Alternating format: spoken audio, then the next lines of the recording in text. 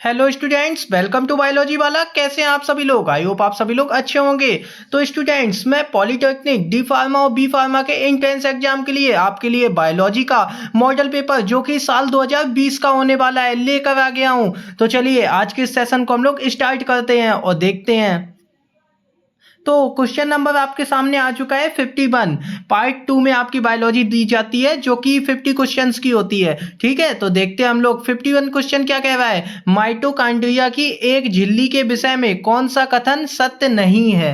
क्या पूछा है कि माइटोकॉन्ड्रिया की जो एक झिल्ली है उसके विषय में कौन सा कथन सत्य नहीं है? इलेक्ट्रॉन स्थानांतरण श्रृंखला के एंजाइम बाह्य भित्ति में अंतः स्थापित होते हैं या फिर आंतरिक भित्ति में अनेक अंतर्बलन होते हैं। बाह्य भित्ति एक चालनी के समान होती है या फिर बाह्य भित्ति सभी प्रकार के अणुओं के लिए पारगम्य होती है। सही आंसर आपको इसमें बताना है। तो सही आंसर आपका हो जाएगा आंतरिक भित्ति में अनेक अंतर्बलन होते हैं। ठीक है, चलिए नेक्स्ट क्वेश्चन की तरफ चलते हैं। नेक्स्ट क्वेश्चन आपका क्या कह रहा है? क्वेश्चन नंबर 52 आपका कह रहा है गाल्जी काय के प्रमुख घटक हैं। गाल्जी काय के इसमें आपसे प्रमुख घटक पूछे हैं कि कौन कौन से होते हैं। गाल्जी काय के प्रमुख घटक कौन कौन से होते हैं बच्चों? क्या वो चपटी नलिकाएं होती हैं या फिर पुटिकाएं होती हैं या नलिकाएं होती हैं या ये सभी होती हैं? सही आंसर आपको बताना है, कमेंट में बताओ। गाल्जी काय के प्रमुख घटक कौन कौन से होते हैं? तो गाल्जी काय के प्रमुख घटक होते हैं चपटी नलिकाएं,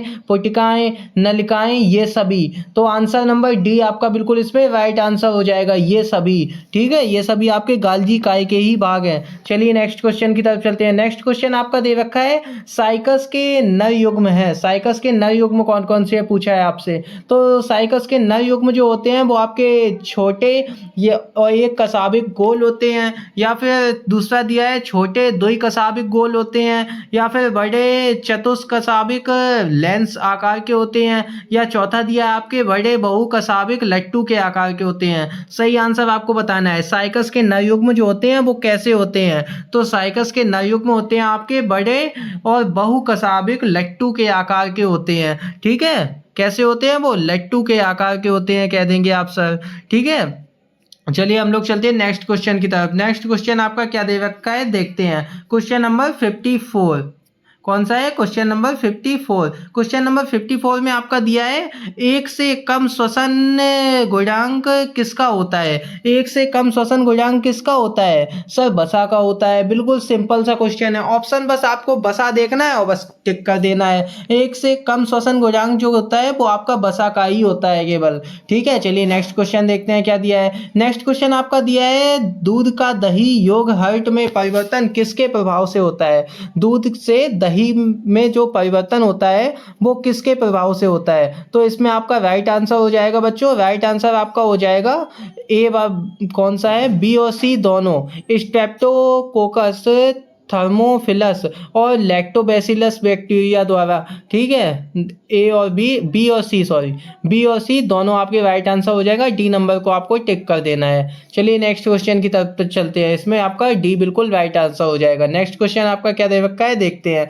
नेक्स्ट क्वेश्चन बच्चों आपका दिया है बेंथम एवं हुकर के वर्गीकरण में अनावृत बीजियों को कहाँ स्थान दिया गया है? बेंथम और हुकर का जो वर्गीकरण है उसमें अनावृत बीजियों को कहाँ स्थान दिया गया है? द्विबीज पत्तियों से पहले, एक बीज पत्तियों से पहले, या फिर द्विबीज पत्तियों तथा एक बीज पत्तियों में, या उपरोक्त में से कोई नहीं? सही आंसर आपको राइट करके बताना है। सही आंसर इसमें क्या हो जाएगा?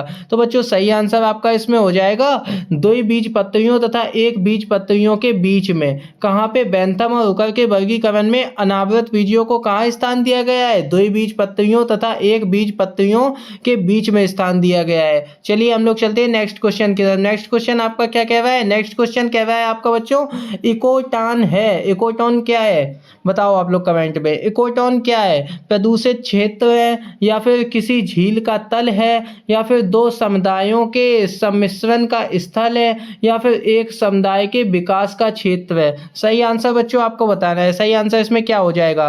तो इकोटॉन आपका क्या होता है? इकोटॉन बच्चों आपका होता है दो समुदायों के सम्मिश्रण का स्थल होता है। स्थल या क्षेत्र की बात है। ठीक है, दो समुदायों के सम्मिश्रण का स्थल होता है। ठीक है, चलिए आपका इसमें सी आंसर बिल्कुल राइट आंसर हो जाएगा। नेक्स्ट क्वेश्चन को देख लेते हैं। नेक्स्ट क्वेश्चन आपका कौन सा है? Question number 58। 58 क्वेश्चन आपका क्या कह रहा है, ऊपरी मृदा गहरे रंग की होती है क्योंकि। ऊपरी मृदा भाई गहरे रंग की क्यों होती है बच्चों? ऊपरी मृदा बच्चों गहरे रंग की होती है, कार्बनिक पदार्थ अधिक होते हैं क्या, ये रीजन है, या फिर मैग्नीशियम और सोडियम अधिक। मैग्नीशियम को हम लोग Mg बोलते हैं और सोडियम को क्या बोलते हैं बच्चों, Na बोलते हैं। मैग्नीशियम और सोडियम अधिक उपस्थित होते हैं, या फिर सूक्ष्म जैविक क्रियाएं नहीं होती हैं, या फिर अब मृदा से अधिक गीली होती है। ऊपरी मृदा गहरे रंग की होती है क्योंकि क्या होता है, कार्बनिक पदार्थ अधिक उपस्थित होते हैं। ठीक है, ए नंबर आपका इसमें बिल्कुल राइट आंसर हो जाएगा। ऊपरी मृदा गहरे रंग की होती है क्योंकि इसमें कार्बनिक पदार्थ अधिक मात्रा में पाए जाते हैं। चलिए नेक्स्ट क्वेश्चन को देख लेते हैं। नेक्स्ट क्वेश्चन इसमें क्या दिया है आपका, नेक्स्ट क्वेश्चन बच्चों आपका इसमें दिया है जैव मंडल हैं। जैव मंडल कैसे हैं, पारिस्थितिक तंत्र का एक अवयव है। जैव मंडल क्या एक पारिस्थितिक तंत्र का अवयव है, या फिर मृदा में उपस्थित पादप है, या फिर नक्षत्र मंडल में उपस्थित जीवन है, या फिर पृथ्वी पर उपस्थित सभी जीवों का पर्यावरण से संबंध है। सही आंसर आपको बताना है। तो बच्चों जैव मंडल है आपका, जैव मंडल बच्चों क्या है, पृथ्वी पर उपस्थित सभी जीवों का पर्यावरण से संबंध है। डी नंबर आपका इसमें बिल्कुल राइट आंसर हो जाएगा बच्चों। चलिए नेक्स्ट क्वेश्चन को देख लेते हैं। नेक्स्ट क्वेश्चन बच्चों आपका इसमें दिया है वायुमंडल में वायु की सामान्य संरचना में ऑक्सीजन की मात्रा कितनी होती है। वायुमंडल में वायु की सामान्य संरचना में ऑक्सीजन की बच्चों जो मात्रा होती है वो आपकी 21% होती है। कितनी होती है ऑक्सीजन की मात्रा वायुमंडल में, 21% होती है। चलिए नेक्स्ट क्वेश्चन को देखते हैं। नेक्स्ट क्वेश्चन इसमें क्या दिया है, नेक्स्ट क्वेश्चन नेक्स्ट आपका दिया है बच्चों क्वेश्चन नंबर 61। कौन सा है, 61 में आपका दिया है 5 जगत वर्गीकरण किसने प्रस्तुत किया। 5 जगत वर्गीकरण को पूछा है कि इसे किसने प्रतिपादित किया या प्रस्तुत किया।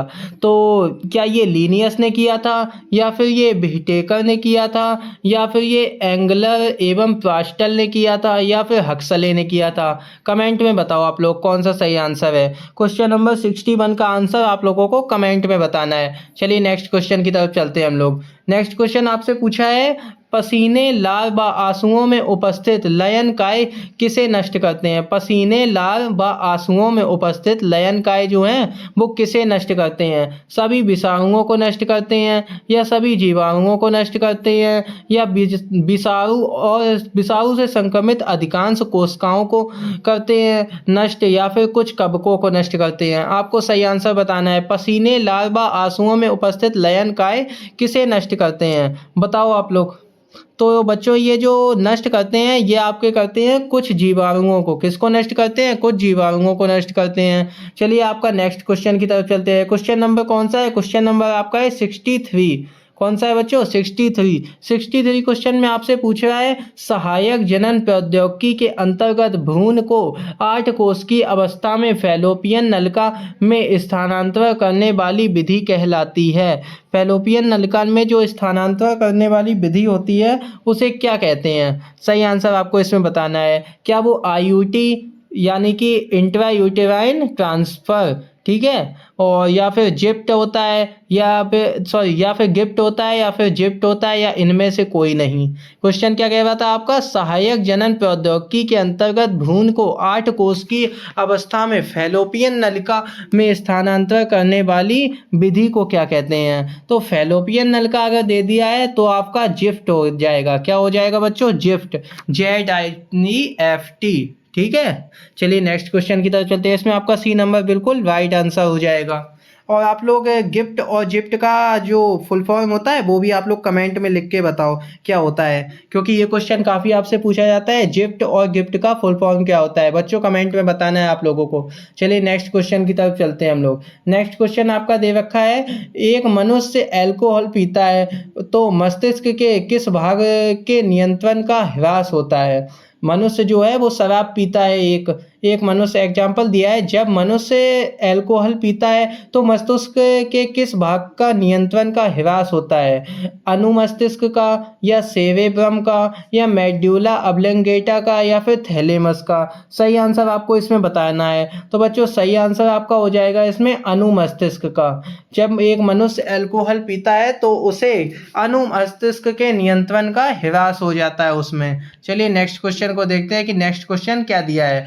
नेक्स्ट क्वेश्चन आपका बच्चों इसमें दिया है, जब कार्बनिक अम्ल श्वसनीय पदार्थ की तरह कार्य करते हैं तो आरक्यू का मान क्या होगा। तो बच्चों इसमें आरक्यू का मान पूछा है, तो आरक्यू का मान हो जाएगा इसमें आपका 1 से अधिक। कितना हो जाएगा, 1 से अधिक हो जाएगा। चलिए चलते हैं नेक्स्ट क्वेश्चन की तरफ। क्वेश्चन नंबर कौन सा है आपका, 66। कौन सा है बच्चों, क्वेश्चन नंबर 66।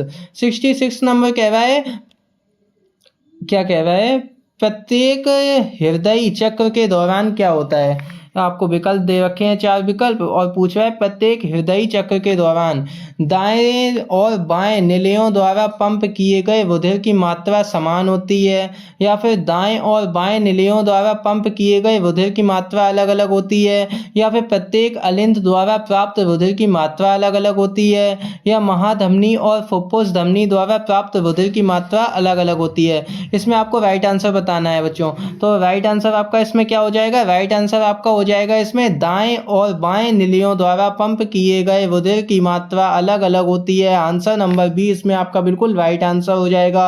चलिए हम लोग चलते हैं नेक्स्ट क्वेश्चन की तरफ। नेक्स्ट क्वेश्चन आपका बच्चों इसमें क्या दिया है, लघु बीजाणु जनन में पुष्प की संरचनाएं भाग लेती हैं। लघु बीजाणु जनन में पुष्प की कौन सी संरचनाएं भाग लेती हैं बच्चों इसमें, तो लघु बीजाणु जनन में आपकी जो संरचनाएं भाग लेती हैं पुष्प की, वो आपका हो जाएगा पुंकेसर, लघु बीजाणुधानी और परागकण। कौन कौन सी, पुंकेसर, लघु बीजाणुधानी और परागकण। ए नंबर आपका इसमें बिल्कुल राइट आंसर हो जाएगा। चलिए नेक्स्ट क्वेश्चन की तरफ चलते हैं। नेक्स्ट क्वेश्चन आपका इसमें क्या पूछ रहा है, नेक्स्ट क्वेश्चन आपका पूछ रहा है C4 पादपों में क्या होता है। C4 पादपों में ग्रेना पर मध्योतक कोशिकाओं में उपस्थित तथा पूलाच्छादन कोशिकाओं में अनुपस्थित होते हैं, या फिर ग्रेना पर मध्योतक कोशिकाओं में अनुपस्थित और पूलाच्छादन कोशिकाओं में उपस्थित होते हैं, या फिर ग्रेना पर मध्योतक तथा पूलाच्छादन दोनों कोशिकाओं में उपस्थित होते हैं, या फिर ग्रेना पर मध्योतक तथा पूलाच्छादन दोनों कोशिकाओं में अनुपस्थित होते हैं। आपको बताना है C4 पादपों में क्या होता है। क्वेश्चन नंबर कौन सा है, क्वेश्चन नंबर आपका है 68। आपका सही आंसर हो जाएगा इसमें ग्रेना पर मध्योतक कोशिकाओं में उपस्थित तथा पूलाच्छादन कोशिकाओं में अनुपस्थित होते हैं। C4 पादपों में क्या होता है, ग्रेना पर मध्योतक कोशिकाओं में उपस्थित तथा पूलाच्छादन कोशिकाओं में अनुपस्थित होते हैं। चलिए नेक्स्ट क्वेश्चन की तरफ चलते हैं। नेक्स्ट क्वेश्चन आपका कहाँ क्या दे रखा है, नेक्स्ट क्वेश्चन आपका है क्वेश्चन नंबर 69। 69 क्वेश्चन में आपका क्या दिया है, 69 क्वेश्चन में आपका बच्चों दिया है सुकेंद्रकीय डीएनए में कितने समारंभन बिंदु होते हैं। सुकेंद्रकीय डीएनए में जो है वो आपके कितने समारंभन बिंदु पाए जाते हैं। तो बच्चों सुकेंद्रकीय डीएनए में आपके जो समारंभन बिंदु पाए जाते हैं, क्या वो 1 पाया जाता है, या वो 2 पाए जाते हैं, या फिर 5 पाए जाते हैं, या अनेक पाए जाते हैं। सही आंसर आप लोग बताओ कमेंट में, सही आंसर क्या हो जाएगा। तो सही आंसर इसमें आपका हो जाएगा अनेक। कितने पाए जाते हैं, अनेकों पाए जाते हैं सर। चलिए नेक्स्ट क्वेश्चन की तरफ चलते हैं। नेक्स्ट क्वेश्चन आपसे क्या कह रहा है, नेक्स्ट क्वेश्चन आपसे कह रहा है कि जैव विविधता को निम्नलिखित में से किस अन्य नाम से जाना जाता है। जैव विविधता को जो है वो किस नाम अन्य नाम से जाना जाता है। क्या वो स्थानीय जैव विविधता, या फिर सामुदायिक जैव विविधता, या क्षेत्रीय जैव विविधता, या फिर उपरोक्त में से कोई नहीं। सही आंसर आपको इसमें राइट करके बताना है कि क्या हो जाएगा। तो बच्चों इसमें आपका सही आंसर हो जाएगा क्षेत्रीय जैव विविधता। जैव विविधता को हम लोग क्षेत्रीय जैव विविधता के नाम से भी जानते हैं। नेक्स्ट क्वेश्चन की तरफ चलते हैं। नेक्स्ट क्वेश्चन बच्चों इसमें आपका क्या हो जाएगा, नेक्स्ट क्वेश्चन आपका हो जाएगा वह जीव जो पौधों व जंतुओं में रोग उत्पन्न करते हैं क्या कहलाते हैं। तो वह जीव जो पौधों तथा जंतुओं में रोग उत्पन्न कर देते हैं वो आपके कहलाते हैं रोगजनक। क्या कहलाते हैं, रोगजनक। वाहक नहीं होते हैं, ना ही वो कीट होते हैं, ना ही वो कृमि होते हैं। रोगजनक इसमें आपका बिल्कुल राइट आंसर हो जाएगा। चलिए नेक्स्ट क्वेश्चन की तरफ चलते हैं। नेक्स्ट क्वेश्चन आपका क्या कह रहा है, नेक्स्ट क्वेश्चन आपका इसमें कह रहा है किसमें इलेक्ट्रॉन प्रवाहित होने से एटीपी बनता है। साइटोक्रोम ए और से साइटोक्रोम बी के बीच में, या फिर साइटोक्रोम बी से साइटोक्रोम सी के बीच में, या फिर साइटोक्रोम सी से साइटोक्रोम बी के बीच में, या फिर साइटोक्रोम ए से साइटोक्रोम बी के बीच में। सही आंसर आपको बताना है बच्चों। सही आंसर किसमें इलेक्ट्रॉन प्रवाहित होने से एटीपी बनता है? तो इलेक्ट्रॉन प्रवाहित होने से एटीपी बच्चों किसमें बनता है? साइटोक्रोम बी से साइटोक्रोम सी में। ठीक है, बी नंबर आपका इसमें बिल्कुल राइट आंसर हो जाएगा। चलिए नेक्स्ट क्वेश्चन की तरफ चलते हैं। नेक्स्ट क्वेश्चन आपका दे रखा है बाह्य मुकलन किसमें होता है? 73 नंबर क्वेश्चन आपसे पूछा है बच्चों, बाह्य मुकलन जो है वो किसमें होता है? यीस्ट में होता है, या फिर मार्केंसिया में होता है, या हाइड्रा में होता है, या फिर दोनों, ए व सी में? मतलब कि आपका यीस्ट और हाइड्रा दोनों में होता है। तो सही आंसर आपका इसमें बच्चों हो जाएगा। सही आंसर आपका कौन सा हो जाएगा? डी नंबर आपका बिल्कुल राइट आंसर होगा। जब भी बच्चों ये सभी या फिर दोनों, ऐसे दोनों जैसे ए बा सी दोनों, ए बा बी दोनों, इस टाइप के विकल्प दियो तो ज़्यादातर आपका ये सभी वाला या फिर ए बा सी दोनों, ये दोनों विकल्प आपके सही होने के चांस जो हैं वो आपके 90% तक रहते हैं। कितने रहते हैं? 90% तक रहते हैं। तो ज़रा ध्यान से आप लोग एमसीक्यूज को सॉल्व करिएगा। चलिए हम लोग चलते हैं नेक्स्ट क्वेश्चन की तरफ। नेक्स्ट क्वेश्चन आपका क्या कह रहा है? नेक्स्ट क्वेश्चन आपका बच्चों इसमें कह रहा है लैंगिक जनन द्वारा निर्मित संतति अलैंगिक जनन द्वारा उत्पन्न जीव से बहुत अधिक विभिन्नता दर्शाती है, क्योंकि ऐसा क्यों होता है? क्वेश्चन फिर से हम लोग स्टडी करते हैं। क्वेश्चन फिर से रीड करो, देखो क्या दिया है। लैंगिक जनन द्वारा निर्मित संतति अलैंगिक जनन द्वारा उत्पन्न जीव से बहुत अधिक विभिन्नता दर्शाती है, क्योंकि ऐसा क्यों होता है? लैंगिक जनन लंबा प्रक्रम है, या फिर जनकों के युग्मों के आनुवंशिक संगठन में गुणात्मक भिन्नता होती है, या फिर दो भिन्न जातियों के जनकों से आनुवंशिक पदार्थ आता है, या फिर लैंगिक जनन में अधिक मात्रा में डीएनए प्रयुक्त होता है। अब आपको सही आंसर इसमें बताना है। सही आंसर बच्चों आपका इसमें क्या हो जाएगा? सही आंसर हो जाएगा जनकों के युग्मकों के आनुवंशिक संगठन में गुणात्मक भिन्नता होती है। क्या क्वेश्चन पूछा था? लैंगिक जनन द्वारा निर्मित संतति अलैंगिक जनन द्वारा उत्पन्न जीव से बहुत अधिक विभिन्नता दर्शाती है, क्योंकि तो क्यों दर्शाती है? क्योंकि जनकों के युग्मकों के आनुवंशिक संगठन में गुणात्मक भिन्नता होती है। चलिए अब हम लोग चलते हैं नेक्स्ट क्वेश्चन की तरफ। क्वेश्चन नंबर कौन सा है? क्वेश्चन नंबर आपका आ गया है अब 75। कौन सा क्वेश्चन दिया है? 75। चलिए देखते हैं क्वेश्चन क्या कह रहा है। विषम युग्मजीय प्रकार के युग्मक निम्न पादप में होते हैं। विषम युग्मजीय प्रकार के जो युग्मक होते हैं बच्चों, वो किस प्रकार के पादप में होते हैं? सर्वोकारा में होते हैं। आपको केवल देखना है कि कारा कहाँ लिखा हुआ है, आपको टिक कर देना है। बिल्कुल सिंपल सा क्वेश्चन है, इसमें आपको विकल्प पूरे पढ़ने की जरूरत ही नहीं। वैसे पढ़ के करिएगा आप, वो ज़्यादा बेस्ट रहता है। आपको खूब आ जाए क्वेश्चन, लेकिन हमें पढ़ के ही उसको टिक करना है चारों विकल्पों को देखकर। चलिए नेक्स्ट क्वेश्चन को देखते हैं। नेक्स्ट क्वेश्चन क्या दे रहा है? इसमें आपका था विषम युग्मजीय प्रकार के युग्मक निम्न पादप में होते हैं। किस में होते हैं बच्चों? कारा में होते हैं। चलिए नेक्स्ट क्वेश्चन को देख लेते हैं। नेक्स्ट क्वेश्चन क्या दिया है?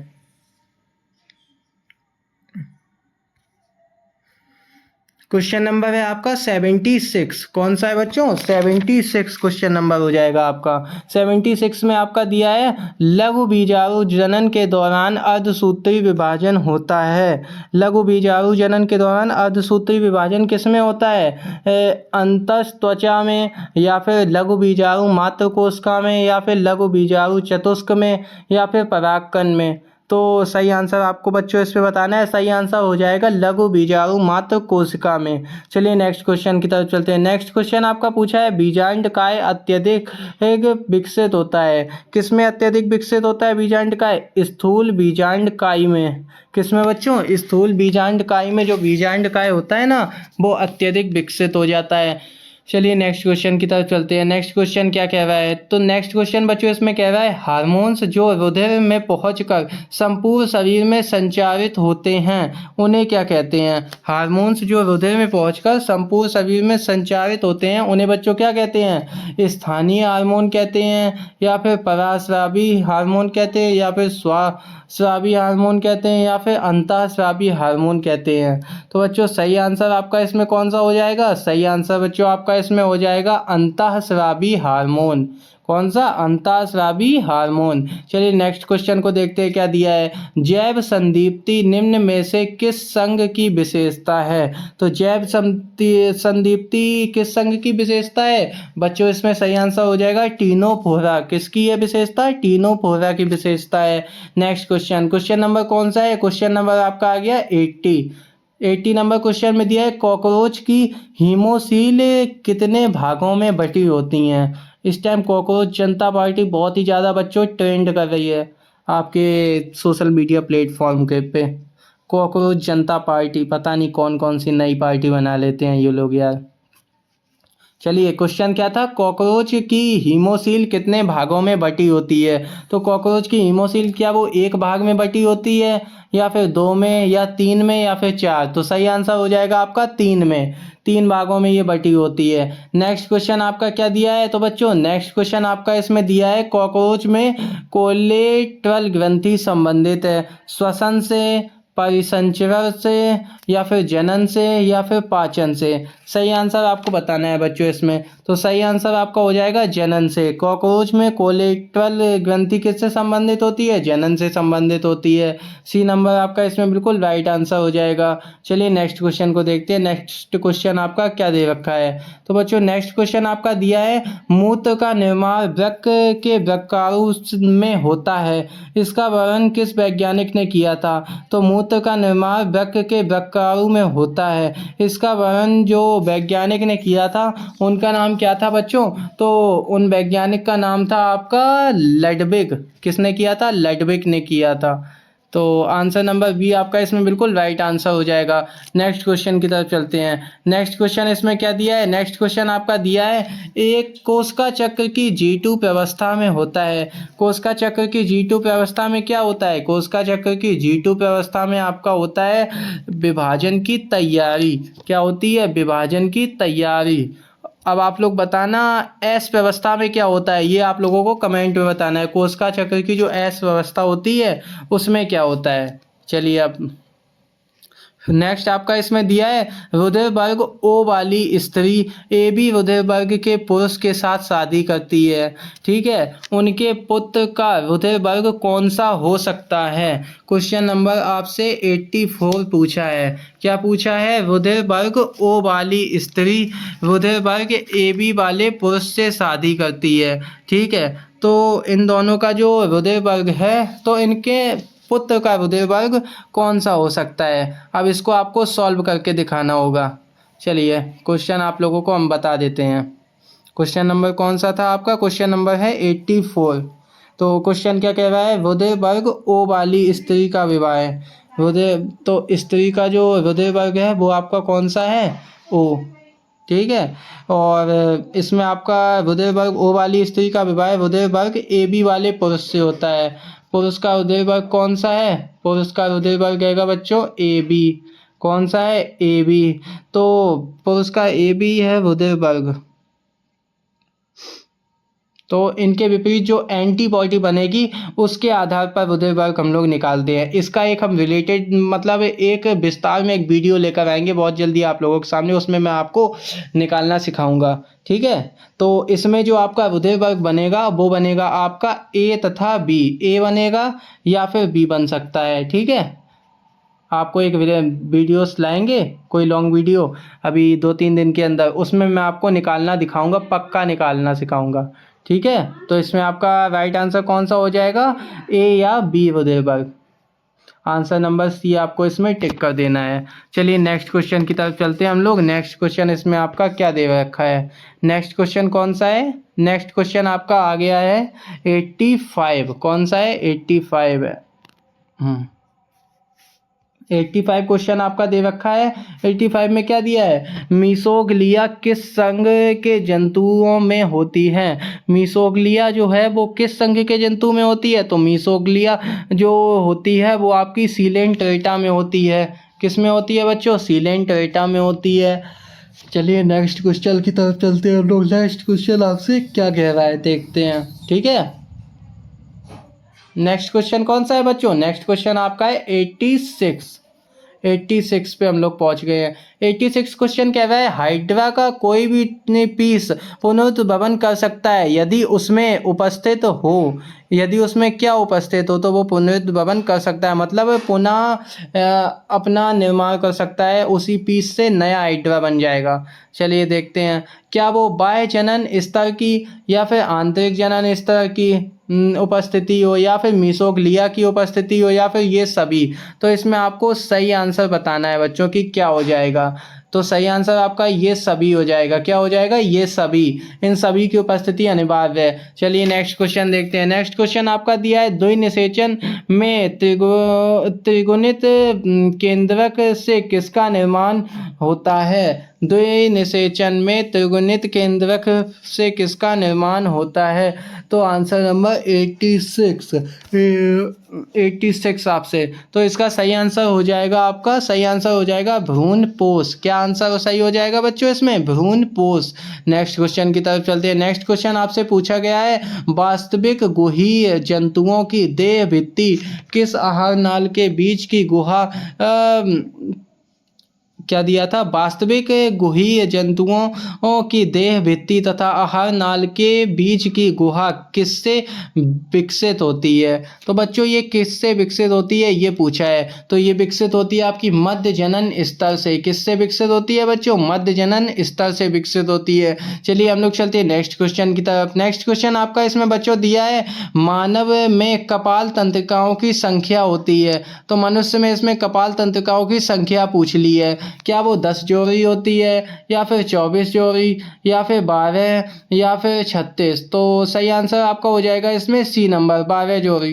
कितनी होती है? 12 जोड़ी। चलिए नेक्स्ट क्वेश्चन की तरफ चलते हैं। नेक्स्ट क्वेश्चन आपका क्या दिया है? नेक्स्ट क्वेश्चन आपका दिया है शरीर के ऊपर किस संघ के जंतुओं में प्रवार होता है? तो सही आंसर आपका इसमें क्या हो जाएगा? सही आंसर आप लोग बताओ। सही आंसर क्या? स्तनधारी में शरीर के ऊपर किस संघ के जंतुओं में प्रवार होता है? स्तनधारी में, या फिर प्लेटीहेल्मिन्थीज में, मोलस्का में, इकाइनोडर्मेटा में? सही आंसर क्या हो जाएगा? मोलस्का में। मोलस्का में होता है ये। ठीक है। प्रवार का मतलब जो वो खोल टाइप का नहीं होता, जैसे शंख वगैरह आप लोगों ने देखे होंगे, शंख में पाया जाता है इस टाइप का। ठीक है। वो ऊपर से खोल नहीं चढ़ा रहता, उसके अंदर एक जीव होता है। कभी आप लोग समुद्र वगैरह में जाइएगा, जैसे मुंबई वगैरह में, या फिर कभी कभी हम लोग घर में भी देखते हैं टंकियों के नीचे, जैसे जो सीमेंट की टंकी होती है उसके नीचे जो नमी रहती है ना, तो उसमें भी ये कभी कभी हमें देखने को मिल जाते हैं। मैंने देखे हैं, आप लोगों ने भी देखे हो तो बताना। ठीक है। तो कौन सा क्वेश्चन अब हम लोग पहुंच गए हैं? Question number 91। इसका सही आंसर क्या था आपका? इसका सही आंसर था आपका मोलस्का में। चलिए नेक्स्ट क्वेश्चन। नेक्स्ट क्वेश्चन है आपका 91। 91 क्वेश्चन कह रहा है गर्भ निरोधक की निम्न में से विधि पूछी गई है। गर्भ निरोधक की जो विधि है वो कौन सी है? क्या वो आवर्ती विधि है, संभोग व्यवधान है, या फिर रासायनिक पदार्थ का प्रयोग है, या उपरोक्त सभी? गर्भ निरोधक की निम्न में से कौन सी विधि है? तो इसमें आपका सही आंसर हो जाएगा बच्चों डी नंबर, आवर्ती विधि, या फिर संभोग व्यवधान विधि और रासायनिक पदार्थ का प्रयोग। ये तीनों ही गर्भ निरोधक की विधियां हैं। ठीक है। तो डी नंबर उपरोक्त सभी आपको इसमें टिक कर देना है, बिल्कुल राइट आंसर हो जाएगा। चलिए नेक्स्ट क्वेश्चन की तरफ चलते हैं। नेक्स्ट क्वेश्चन आपका क्या दे रखा है? नेक्स्ट क्वेश्चन बच्चों आपका इसमें दे रखा है निम्नलिखित में से कौन से हृदय वर्ग को सर्वग्राही माना जाता है? बिल्कुल सिंपल सा क्वेश्चन पूछा है इसने। ए बी हृदय वर्ग जो होता है वो सर्वग्राही होता है, मतलब सभी का हृदय जो होता है तो वो ग्रहण कर सकता है। ठीक है। अब आपको बताना है सर्वदाता हृदय वर्ग कौन सा होता है, ये आप लोगों को कमेंट में बताना है। सर्वदाता हृदय वर्ग जो होता है वो आपका कौन सा होता है? क्या वो ए होता है, या बी होता है, या फिर ए बी होता है, या फिर ओ होता है? आपको ऑप्शन भी दे दिए हैं। अब आप लोग कमेंट में बताना सर्वदाता हृदय वर्ग कौन सा होता है। ठीक है। चलिए नेक्स्ट क्वेश्चन की तरफ चलते हैं हम लोग। नेक्स्ट क्वेश्चन आपका क्या दिया है? निम्नलिखित में से असत्य कथन छांटिए। असत्य कथन पूछा है कि कौन सा है? निम्नलिखित में से आपको असत्य कथन छांटना है। हृदय गति का नियमन मेड्यूला ऑब्लंगेटा में स्थित नियंत्रण केंद्र द्वारा होता है, या फिर हृदय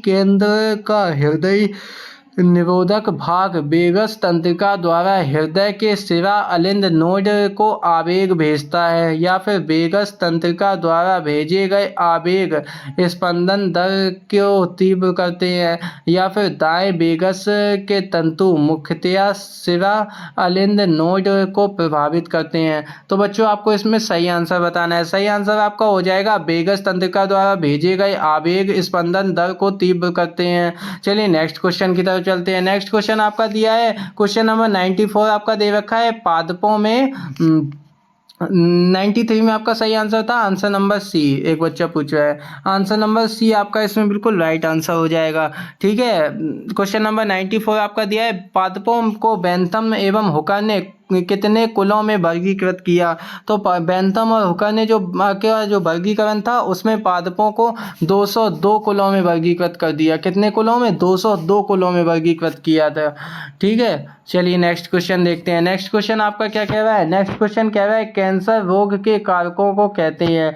कैंसर रोग के कारकों को क्या कहते हैं? तो बच्चों कैंसर रोग के कारकों क्या वो म्यूटाजेंस कहते हैं, या इंटरफेरोन कहते हैं, या फिर कार्सिनोजेंस कहते हैं, या फिर ट्यूमर कहते हैं? क्या कहते हैं बच्चों? तो कैंसर रोग के कारकों को हम लोग बच्चों कहते हैं इसमें आपके कार्सिनोजेंस। क्या कहते हैं? कार्सिनोजेंस कहते हैं। चलिए नेक्स्ट क्वेश्चन को देख लेते हैं। क्वेश्चन नंबर कौन सा है आपका? क्वेश्चन नंबर आपका 96। एलिसा का पूरा नाम बताओ। कि एलिसा का आपको पूरा नाम बताना है। बहुत ही इंपॉर्टेंट क्वेश्चन है। HIV का पूरा नाम हो गया, किसका हो गया बच्चों? HIV का पूरा नाम हो गया। DNA का पूरा नाम हो गया, किसका नाम पूरा? DNA। आपको RNA, या फिर गिफ्ट और एलिसा, एड्स, ये सभी आपको फुल फॉर्म याद करके जाना है। ठीक है, याद कर लेना आप लोग अच्छे से। कोई तो 96 में आपका पूछा है एलिसा का पूरा नाम क्या है? Enzyme linked immunosorbent. इसे पता नहीं क्या उल्टा सीधा लिख रखा है, इसको पढ़ते पढ़ते तो शायद मैं भी भूल जाऊं। तो चलिए आप लोगों को सही आंसर बता देते हैं। सही आंसर आपका इसमें हो जाएगा, हिंदी में दिया है, सही आंसर हो जाएगा एंजाइम लिंक्ड इम्यूनोसर्वेंट ऐसे। क्या हो जाएगा? एंजाइम लिंक्ड इम्यूनोसर्वेंट ऐसे। ए नंबर आपका इसमें बिल्कुल राइट आंसर हो जाएगा। ठीक है, चलिए अब हम लोग चलते हैं नेक्स्ट क्वेश्चन की तरफ। नेक्स्ट क्वेश्चन आपका क्या कह रहा है? नेक्स्ट क्वेश्चन बच्चों आपका इसमें कह रहा है 5 जगत वर्गीकरण में प्रोकैरियोटिक जीवों को किस जगत में स्थान मिला है? 5 जगत वर्गीकरण में प्रोकैरियोटिक को मोनेरा में स्थान मिला है। किस में मिला है? मोनेरा में। नेक्स्ट क्वेश्चन की तरफ चलते हैं कि नेक्स्ट क्वेश्चन बच्चों इसमें क्या दिया है आपका। नेक्स्ट क्वेश्चन आपका दे रखा है इसमें बच्चों, ATP का निर्माण माइटोकॉन्ड्रिया में कहाँ होता है? तो ATP का निर्माण पूछा है कि माइटोकॉन्ड्रिया में किस जगह पे होता है। तो ATP का बच्चों निर्माण होता है F1 कणों में। किस में होता है? F1 कणों में। चलिए नेक्स्ट क्वेश्चन की तरफ चलते हैं। नेक्स्ट क्वेश्चन आपका क्या दिया है? Question number 99। कौन सा है बच्चों? Question number 99। आलू अदरक अगेव बायोफिल्म तथा जलकुंभी में पाए जाने वाले कायिक प्रवर्धों का ठीक क्रम है। ठीक क्रम पूछा है, तो सही आंसर हो जाएगा आँख, प्रकंद, बुलबिल, परकलिका एवं भूस्तारिका। ठीक है, तो सी नंबर इसमें आपका बिल्कुल राइट आंसर हो गया। लास्ट क्वेश्चन आपसे पूछा है क्वेश्चन नंबर 100 नंबर आपसे कह रहा है रेड डाटा पुस्तक में आंकड़े होते हैं। किसके आंकड़े होते हैं? रेड डाटा बुक में लाल सागर की जीव जातियों के। किसके होते हैं बच्चों? क्या वो लाल सागर की जीव जातियों के होते हैं, या फिर लाल प्रकाश के प्रभाव के होते हैं, या फिर वो लाल वर्णक पादपों के होते हैं, या वो संकटमयी जातियों के होते हैं? तो बिल्कुल सिंपल सा क्वेश्चन है। तो वो किसके डाटा होते हैं बच्चों? वो होते हैं संकटमयी जातियों के। ठीक है, चलिए नेक्स्ट क्वेश्चन क्या, अब तो क्वेश्चन आपके खत्म हो गए। क्वेश्चन नंबर 100 भी आपको मैंने सॉल्व करवा दिया है। तो बच्चों अगर अभी तक आपने वीडियो को लाइक नहीं किया है तो वीडियो को लाइक कर देना। चैनल पर नए हो तो चैनल को आप लोग सब्सक्राइब कर देना, और बेल आइकन को जरूर से प्रेस कर देना ताकि आने वाले और भी वीडियोस की नोटिफिकेशन आप सभी लोगों को मिलती रहे। ठीक है, तो चलिए आज के इस क्लास को अब यहीं पर एंड कर देते हैं। अपने तमाम दोस्तों के साथ इस क्लास को शेयर करना मत भूलिएगा। मिलते हैं नेक्स्ट वीडियो में।